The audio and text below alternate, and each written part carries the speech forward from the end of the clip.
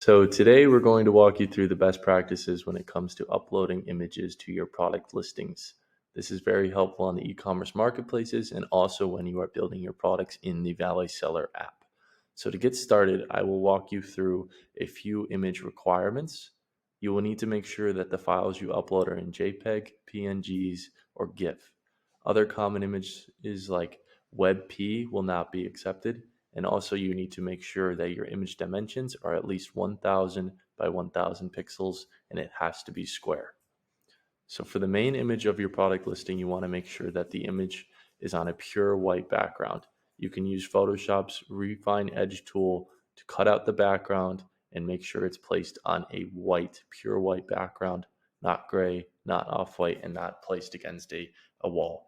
Next thing you want to do is make sure that your product is in focus. So here is an image of a product that is perfectly placed on this white background. You can see all the details of the product and get a good idea of what it is.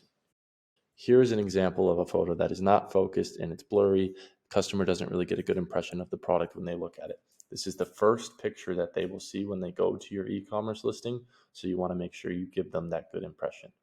Next, you do not want to have a photo with a background that is not white.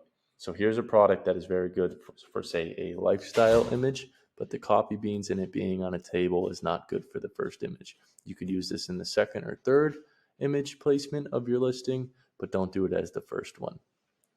And lastly, you want to make sure that on your Amazon or your e-commerce marketplace listing that you include an infographic.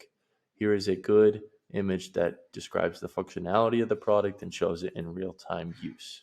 Now, I wanted to show you two examples of Amazon listings that have amazing product photos. So as you can see here, as I mentioned, the first main image is on a white background and has a square image.